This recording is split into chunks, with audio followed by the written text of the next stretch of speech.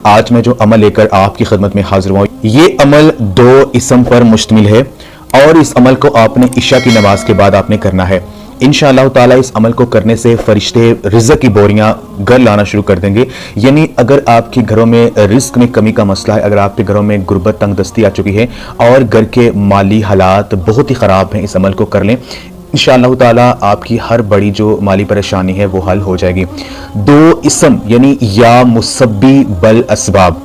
ان 2 ناموں کا یہ خاص وظیفہ ہے۔ یا مسبب الاسباب یعنی اے اللہ تو اسباب پیدا کر دے اور میری پریشانی کو دور کر دے۔ یا مسبب الاسباب کتنا عظیم الشان اور جلوہ نما اسم ہے۔ اس اسم کی بے پناہ فضیلت ہے۔ ہر تکلیف میں اللہ کو اس نام سے پکاریے، پھر دیکھیے اللہ کس قدر اسباب بناتا ہے، ہماری ضرورت کے لیے اسباب جو ہے وہ پیدا کر دیتا ہے۔ یعنی اگر آپ کا کوئی بھی بڑا مقصد ہو، کوئی بھی بڑی حاجت ہو جو پوری نہ ہو رہی ہو، تو اللہ تبارک و تعالیٰ کو ان 2 ناموں سے پکاریے، یعنی یا مسبب الاسباب، اے اللہ اسباب پیدا کر دے، میری پریشانی کو دور کر دے، میری مشکل کو حل کر دے۔ تو انشاءاللہ تعالیٰ ان 2 ناموں کو پڑھنے کی بدولت سے اللہ تبارک و تعالیٰ آپ کی ہر مشکل کو آسان کر دے گا اور جو بھی آپ کا مسئلہ ہوگا وہ ضرور حل ہو جائے گا۔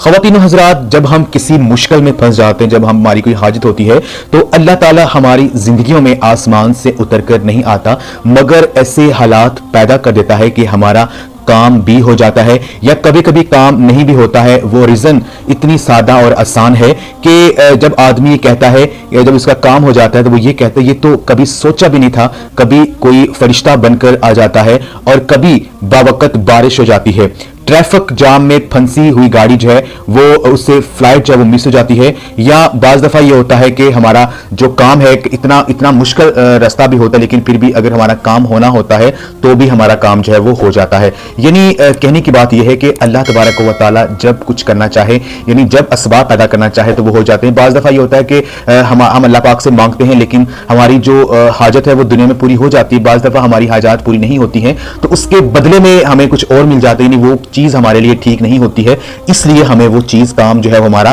نہیں ہو رہا ہوتا ہے۔ تو ہوتا ہمارے لیے وہی ہے جس میں ہماری بہتری ہوتی ہے اور اللہ تبارک و تعالیٰ وہی کرتا ہے ہمارے لیے جو ہمارے لیے بہتر ہوتا ہے۔ اس لیے ہمیشہ اچھے کاموں کی امید رکھیں اور اپنے لیے وہی مانگیں جو آپ کے لیے بہتر ہے۔ تو خواتین و حضرات، عمل آپ نے کچھ اس طرح سے کرنا ہے کہ رات کو نماز عشاء ادا کرنے کے بعد، یعنی جب آپ کو لگے کہ اب آپ نے سو جانا ہے، سونے سے پہلے آپ نے یا مسبب الاسباب ان 2 اسم کو آپ نے 1000 دفعہ پڑھنا ہے، یعنی 1000 ٹائمز آپ نے یا مسبب الاسباب، جو آپ کا مسئلہ ہے، جو بھی آپ کی حاجت ہے، جو بھی بڑا مقصد ہے آپ کا جو پورا نہیں ہو رہا ہے، جو بھی مالی پریشانی ہے، جس بھی کام میں رکاوٹ آ رہی ہے، اس کا تصور آپ نے ذہن میں رکھ لینا ہے اور یا مسبب